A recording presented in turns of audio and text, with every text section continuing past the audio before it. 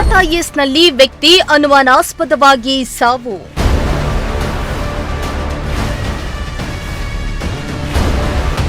ಕೊಲೆ ಮಾಡಿ ಮೃತ ದೇಹವನ್ನು ಬಿಟ್ಟೋಗಿರುವ ಶಂಕೆ.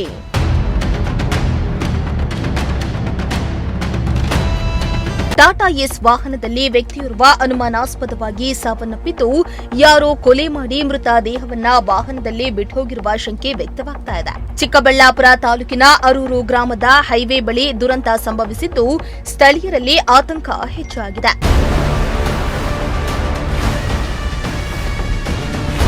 ಟಾಟಾ ಏಸ್ ವಾಹನ ಹಿಂಭಾಗದಲ್ಲಿ ವ್ಯಕ್ತಿಯೋರ್ವ ಕುಳಿತು ಬಾಗಿದ ಸ್ಥಿತಿಯಲ್ಲಿ ಶವ ಪತ್ತೆಯಾಗಿದ್ದು, ಶವ ಕಂಡ ಸ್ಥಳೀಯರು ಬೆಚ್ಚಿಬಿದ್ದಿದ್ದಾರೆ.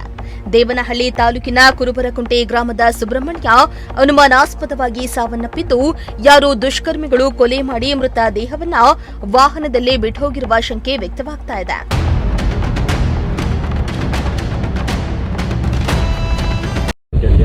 ನಮ್ಮ ಹೆಸರು ಕಾರ್ತಿಕ್, ನಮ್ಮ ತಂದೆ ಹೆಸರು ಸುಬ್ರಹ್ಮಣ್ಯ.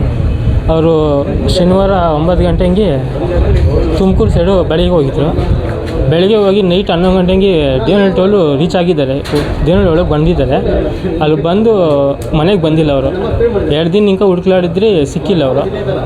ಆಮೇಲೆ ನಮ್ಮ ಚಿಕ್ಕಪ್ಪ ಅವರು ಈ ಕಡೆ ಚಿಕ್ಕಬಳ್ಳಾಪುರ ಪೆರೇಸಂದ್ರ ಸೈಡ್ ಬಂದಾಗ ಗಾಡಿ ಅನುಮಾನವಾಗಿ ಲೆಫ್ಟಲ್ಲಿ ಗ್ರ್ಯಾಂಡ್ ಫ್ಯಾಕ್ಟ್ರಿ ಹತ್ರ ಇತ್ತು. ಅದು ನೋಡಿ ನಮ್ಮ ಚಿಕ್ಕಪ್ಪ ಬಾಡಿ ಎಲ್ಲೂ ಕಾಣಿಸಿರಲಿಲ್ಲ.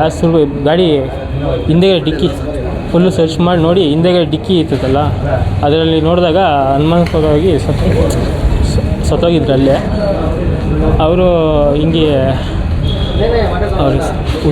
ಆಶಾ ಅಂತ ಯಾರನ್ನೋ ಮೀಟ್ ಮಾಡೋಕ್ಕೆ ಹೋಗಿ ಅಲ್ಲಿ ಈ ಘಟನೆ ನಡೆದಿರೋದು. ಅವರು ನಮ್ಮ ಅಪ್ಪನ ಜೊತೆ ಗಾರೆ ಕೆಲಸ ಮಾಡ್ತಾಯಿದ್ರು. ಒಂದು 5-6 ವರ್ಷದಿಂದ ಮಾಡ್ತಾಯಿದ್ರು.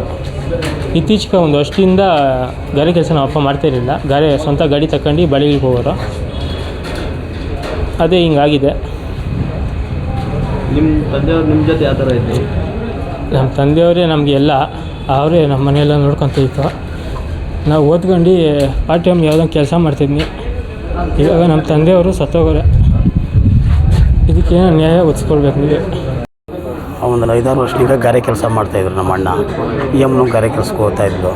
ಕೆಲಸ ಮಾಡ್ಬೇಕಾದ್ರೆ ನಮ್ಮ ಅಣ್ಣ ಒಂದು ವರ್ಷದಿಂದ ಈಚೆಗೆ ಹೊಸದೊಂದು ಟೆಂಪೋ ಲೋನ್ ಹಾಕ್ಸಿ, ಬ್ಯಾಂಕ್ ಲೋನ್ ಹಾಕ್ಸಿ ಟೆಂಪೋ ತೊಗೊಂಡ್ರು. ಟೆಂಪೋ ತೊಗೊಂಡು ದುಡ್ಕೊಂಡು ಜೀವನ ಮಾಡ್ತಾಯಿದ್ರು. 2 ಮಕ್ಕಳು. ಪಾಪ ಅವ್ರ ಜೀವನ ಅದೇ, ಒಂದು ಹೆಣ್ಮಗು, ಒಂದು ಗಂಡು ಮಗ, ಅದರಾಗೆ ಜೀವನ ಮಾಡ್ಕೊಂಡಿದ್ರು. ಬಾಡಿಗೆ ಹೋಗಿದ್ದೀನಿ ಅಂತ ಹೇಳ್ಬಿಟ್ಟು ನಿನ್ನೆ ಶನಿವಾರ ಬಾಡಿಗೆ ಹೋಗ್ಬಿಟ್ಟು ಬಂದವನು ದೇವನಹಳ್ಳಿ ಬಸ್ ಸ್ಟ್ಯಾಂಡ್ನಾಗೆಲ್ಲ ಬಂದಿದ್ದಾವೆ ಅಂತ ಯಾರು ನಮಗೂ ಹೇಳಿದ್ರು. ಆಮೇಲೆ ಅದನ್ನು ಬಾಡಿಗೆ ಹೋಗ್ತೀನಿ ಅಂತ ಹೋದವನು ಮತ್ತೆ ಬರಲಿಲ್ಲ ಮನೆಗೆ. ನಾವು ಭಾನುವಾರೆಲ್ಲ ಹುಡುಕ್ಲಾಡಿದ್ವಿ. ಎಲ್ಲಿ ಸುಳುವು ಸಿಗಲಿಲ್ಲ ನಮಗೆ. ಆಮೇಲೆ ನಾವು ಬೆಳಗ್ಗೆ ನಮ್ಮ ತಮ್ಮ, ನಮ್ಮ ಬಮ್ಮ ಎಲ್ಲರೂ ಈ ಕಡೆಗೆ ಚಿಕ್ಕಬಳ್ಳಾಪುರ ಕಡೆ ಬಾಡಿಗೆ ಗಾಡಿ ಟೋಲ್ ಪಾಸ್ ಆಗೈತೆ ಅಂತಂದರು. ಈ ಕಡೆಗೆಲ್ಲ ಹುಡ್ಕೊಂಬಂದರೆ ಚಿಕ್ಕಬಳ್ಳಾಪುರ ಪೆರೇಸಂದ್ರ ಹತ್ರ ಗಾಡಿ ಲೆಫ್ಟ್ ಸೈಡ್ಗೆ ಬೆಂಗಳೂರು ಸೈಡು ಲೆಫ್ಟ್ ಸೈಡಾಗ ಗಾಡಿ ಇತ್ತು, ಗ್ರಾನೈಟ್ ಫ್ಯಾಕ್ಟ್ರಿ ಹತ್ರ. ಅವಾಗ ಹೋಗಿ ನೋಡಿದ್ರೆ ಗಾಡಿ ಲಾಕ್ ಆಗಿತ್ತು. ಎಲ್ಲ ಹೋಗೋನು ಲಾಕ್ ಮಾಡ್ಕೊಂಡು ಅಂದ್ಕೊಂಡು ಅಲ್ಲೆಲ್ಲ ನೋಡಿದ್ರು. ನಮ್ಮ ಬಮ್ಮ ಡೋರ್ ಹತ್ರ ಹೋಗ್ಬಿಟ್ಟು ಹಿಂಗೆ ನೋಡಿದ್ರೆ ನಮ್ಮ ಅಣ್ಣ ಹಿಂಗೆ ಮಲ್ಕೊಂಡು ಡೆತ್ ಆಗೋರೆ ಅಂತ ನಾವು ಮುಟ್ಟಿಲ್ಲ. ಹಾಗೆ ನಾವು ಪೆರೇಸಂದ್ರ ಪೊಲೀಸ್ ಸ್ಟೇಷನ್ಗೆ ಹೋಗಿ ಕಂಪ್ಲೇಂಟ್ ಮಾಡಿದ್ವಿ. ಕಂಪ್ಲೇಂಟ್ ಮಾಡಿದ ತಕ್ಷಣ ಪೊಲೀಸರು ಎಲ್ಲ ಬಂದರು. ಸದ್ಯ ಮೃತದೇಹವನ್ನ ಚಿಕ್ಕಬಳ್ಳಾಪುರ ಜಿಲ್ಲೆಯ ಶವಗಾರಕ್ಕೆ ರವಾನೆ ಮಾಡಲಾಗಿದ್ದು, ಮರಣೋತ್ತರ ಪರೀಕ್ಷೆಯನ್ನ ನಡೆಸಲಾಗ್ತಾ ಇದೆ. ಇನ್ನು ಸ್ಥಳಕ್ಕೆ ಪೇರಸಂದ್ರ ಪೊಲೀಸರು ಭೇಟಿಯನ್ನ ನೀಡಿ ಪರಿಶೀಲನೆಯನ್ನ ನಡೆಸುತ್ತಿದ್ದಾರೆ. ಇನ್ನು ಮೃತ ವ್ಯಕ್ತಿಯ ಕಾಲಿಗೆ ಗಾಯವಾಗಿದ್ದು, ರಕ್ತ ಸುರಿತಾ ಇರುವುದರಿಂದ ವ್ಯಕ್ತಿಯನ್ನ ಯಾರೋ ಕೊಲೆ ಮಾಡಿಯೇ ಹೋಗಿದ್ದಾರೆ ಎಂಬ ಶಂಕೆ ಬಲವಾಗಿದೆ. ಇನ್ನು ಪೊಲೀಸರ ತನಿಖೆ ಬಳಿಕ ಅನುಮಾನಾಸ್ಪದ ಸಾವಿಗೆ ನಿಖರ ಕಾರಣ ತಿಳಿದು ಬರಲಿದೆ. ಇನ್ನು ಇತ್ತೀಚಿನ ದಿನಗಳಲ್ಲಿ ಚಿಕ್ಕಬಳ್ಳಾಪುರದಲ್ಲಿ ಅನುಮಾನಾಸ್ಪದ ಸಾವು ಪ್ರಕರಣಗಳು ಹೆಚ್ಚಾಗ್ತಾ ಇದ್ದು, ಪ್ರಕರಣಗಳನ್ನ ಭೇದಿಸುವುದೇ ಪೊಲೀಸರಿಗೆ ದೊಡ್ಡ ಸವಾಲಾಗಿದೆ. ಸದ್ಯ ಈ ಸಂಬಂಧ ಪೊಲೀಸರು ಪ್ರಕರಣವನ್ನ ದಾಖಲಿಸಿಕೊಂಡಿದ್ದು, ತನಿಖೆ ಬಳಿಕ ವ್ಯಕ್ತಿಯ ಸಾವಿಗೆ ನಿಖರ ಕಾರಣ ತಿಳಿದು ಬರಲಿದೆ. ಮೋಹನ್ ಕುಮಾರ್, ಪ್ರಜಾಶಕ್ತಿ ಟಿವಿ, ಚಿಕ್ಕಬಳ್ಳಾಪುರ.